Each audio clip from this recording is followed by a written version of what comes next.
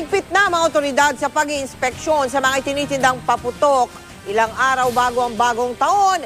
Pero sa kabila po nito ay tuloy naman ang patagong paggawa ng mga iligal na paputok. Mula sa Bocaue sa Bulacan, nakatutok live si Cedric Castillo. Cedric. Yes, well, ilan sa mga nagtitinda dito sa Bocaue, Bulacan na nakausap natin ay iginiit na hindi sila nagtitinda ng ipinagbabawal na mga paputok. In fact, hindi daw nila inire-recommend sa mga bibili na bumili ng ganito mga ipinagbabawal na pasabog. Ganun pa man, hindi raw may itatanggi na hanggang sa ngayon ay patuloy ang patagong pagbebenta at paggawa ng ganito mga pinagbabawal na pasabog. Sa isang liblib na lugar sa probinsya ng Bulacan, natunto ng GMA News ang kubol na ito na tila itinatago ng matataas na talahib. Pinagtagpi-tagping yero, sako at kahoy at nasa gitna ng bukirin. Pilit ikinukubli ng may-ari ng barong-barong ang nagaganap sa loob. Hindi bahay kundi gawaan ng paputok. Sariling pwesto raw ito ng babaeng itatago namin sa pangalang Aling Maria. Hinahabol daw niya noon ang 4,000 pirasong 5-star na order sa kanya ngayong araw. Kung tutuusin, hindi bawal ang pagtitinda ng ganitong paputok. Yun nga lang. Natatakot po na mahuli dahil wala namang kaming lisensya. Hininto ko muna pagtitindahan. Gumawa ako ng putok kasi mas madali ang kita sa putok kaysa sa tindahan. Tindahan, butubo ka lang ng papiso-piso.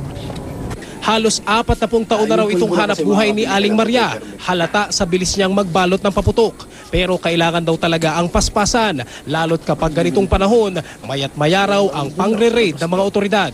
May sumisigaw, may pulis. O yun, ligpitan na. O. Kung buong maghapon ang nauubos sa paggawa ng maliit na paputok, pagkagat naman ng dilim, saka ilalatag ni Aling Maria ang tupi ng paputok na kabase at ilalabas ang basyo ng Goodbye Philippines. Kabilang ang dalawang ito sa listahan ng mga illegal na paputok. Gaano karaming ganito katumbas itong kabase?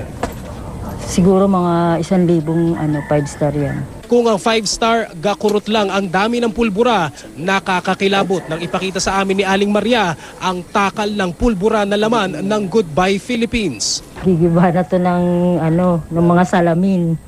Kasi pagka sa araw, hindi uubra.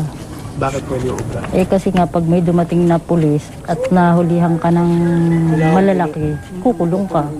Aminado si Aling Maria, peligro ang maaring dulot ng kanyang mga ginagawang paputok. Kahit siya, naihindak daw sa sabog ng mga ito sa gitna nga ng aming interview.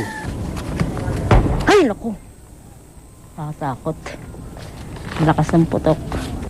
Sa Kalumpit, Bulacan, hinigpitan na ang pagpapatupad ng firecracker zoning para masiguro ang ligtas na bentahan ng paputok. Sa Barangay Kanyogan sa bahagi ng MacArthur Highway, inilagay ang firecracker and pyrotechnic zone o selling area ng mga magtitinda ng paputok. Mahigpit ding ipinagbabawal ang pagtitinda ng mga maliliit na vendor sa harapan ng kanilang mga bahay o mga residential area. Bukod sa Kalumpit, magpapatupad din ng selling area sa bayan ng Malolos. Ininspeksyon din ng BFP at PNP ang bentahan ng mga paputok sa Pangasinan sa San Carlos City. Maayos na nakahilera ang mga tindahan sa itinalagang firecracker zone. Tama ang pagkakabalot sa mga paputok at pailaw. Ang mga establishmento, kumpleto sa karatula tulad ng no smoking at no testing. May nakatabi ring fire extinguisher. Tanging mga tinderang sumailalim sa fire safety seminar ang pinapayagang magtinda. Ang madalas nga lang daw makaligtaan, mga balde ng tubig sa bawat pwesto. Mel, sa akin ay kapansin-pansin na mangilan-ngilan pa lamang yung mga pumupunta dito sa Bocaue para bumili ng paputok at expected daw ng mga nagtitinda dito na pagdating ng weekend ay dadag sana ang mga bibili. Mel? Maraming salamat sa iyo, Cedric Castillo.